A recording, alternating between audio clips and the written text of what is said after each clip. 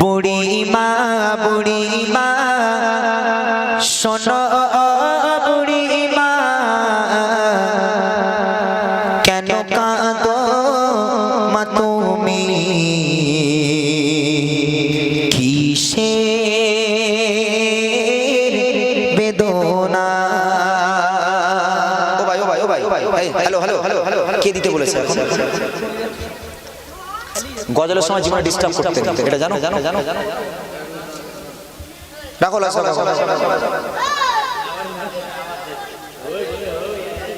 গজলের সময় জীবনে কোনোদিন ডিস্টার্ব করবে না।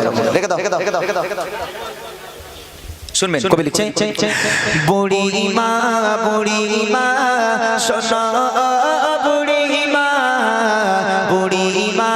বুড়ি মা শোনো বুড়ি মা কেন কাঁদো মা তুমি কিসে বেদনা। কেন কাঁদো মা তুমি কিসে বেদনা। বুড়ি মা শোনো বুড়ি মা শোনো বুড়ি মা কেন কাঁদো মা তুমি কিসে বেদনা। কেন কাঁদো মা তুমি কিসে বেদনা। তুমি কেন কাঁদছো বুড়ি মা? তোমার কিসের বেদনা তুমি আমাকে বলো। তখন আম্মা জান কাঁদছে, কথা বলতে পারছে না। যে লোকটার সঙ্গে দুটো কথা বলবে যে আমার ছেলে আমাকে তাড়িয়ে দিয়েছে বলতে পারছে না। অচরণ হয়ে কাঁদছে, হাউ করে আম্মা জান কাঁদছে। কাঁদতে নিজের চেহারা ভিজে গেল, মাটির পুরো কাদা হয়ে গেল চোখের পানি। আম্মা জান বলতে পারছে না। অনেকক্ষণ পর বলে, বুড়িমা বলো না বুড়িমা তোমার কি হয়েছে, তুমি কেন এমন করে কাঁদছো? তখন বুড়িমা বলছে, দেখেন স্নেহ মায়ায় গয়রা ছিল সাথের সন্তান, কলিজার টুকরা ছিল মোর জানের জান। হৃদয়ে উজাড় করে দিতাম ভালোবাসা, তারে নিয়ে আমার ছিল কত আশা। কোথায় সে রয়েছে কিছুই তো জানি না। কোথায় সে রয়েছে কিছুই তো জানি না। আমি বড় অসহায়, পথে ঠিকানা। আমি বড় অসহায়, পথে ঠিকানা। বুড়ি মা শোনো বুড়ি মা শোনো বুড়ি মা কেন কাঁদো মা তুমি কিসে বেদনা। কেন কাঁদো মা তুমি একটু বলো না। আমার সাথের সন্তান আমাকে এসে বললো, মা তুমি মা চলে যাও বাড়ি থেকে, মা তোমার ভার আর তোমার বউ মানিতে পারছে না। কেন মা? তাহলে তোমার ছেলে কি সৎ ছেলে? না বাবা, আমার ছেলে সৎ ছেলে নয়, আমার ছেলে আমার নিজের ছেলে। জানো আমার ছেলে আমাকে কেন তাড়িয়ে দিল? আমার বউকে একটু ফরমাইশ করতাম যে বৌমা এটা দিয়ে যাও ওটা দিয়ে যাও। আমার ছেলেকে সপ্তাহে একদিন বলতাম, বাবা আমার 1000 টাকার ঔষধ লাগবে, বাবা আমাকে 1000 টাকা দিয়ে আমি আমার অসুখের জন্য আমি ঔষধ খাবো, আমার রোগগুলোকে সারাবো।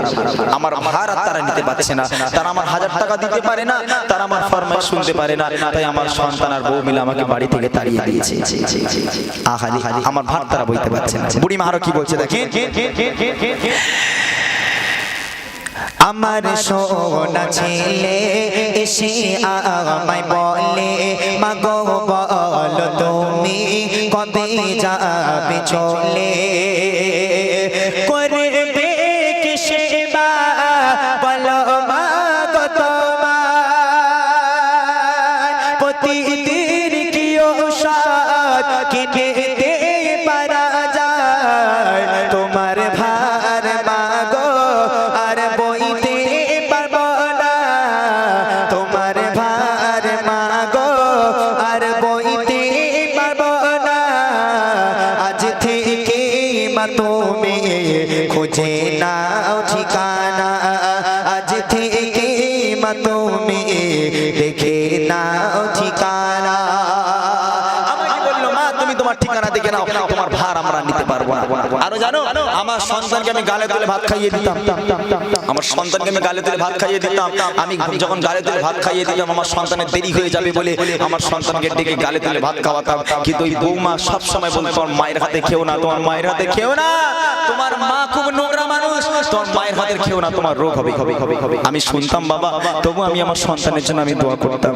এখন আমি আমার সন্তানের জন্য দোয়া করি। তাই কবি লিখছে দেখেন, সোনার মুখে খাবার দিতাম আমি তোলে, ছেলের হাসি দেখে যেতাম দুঃখ ভুলে, চিন্তাতে আমার যায় বুক ফেটে, আমার সোনা ছেলে আছে কোন গলাতে, করে মা মুনাজাত ও প্রভু রব্বানা, করে মা মুনাজাত ও প্রভু রব্বানা, ছেলে আমার ভালো থাক অভাব দিও না, ছেলে আমার সুখে থাক ব্যথা দিও না, বুড়ি মা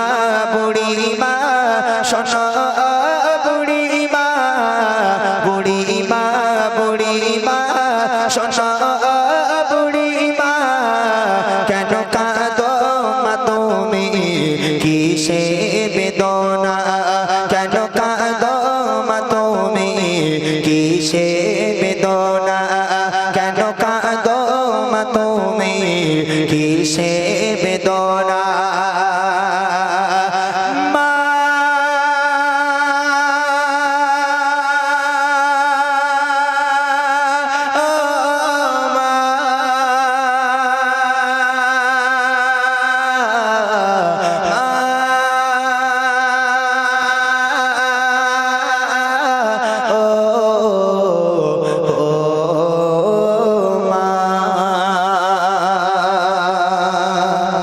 আমি শর্ট করে শুনিয়ে দিলাম, সময় থাকলে হয়তো আর একটু ভালো করে শোনা।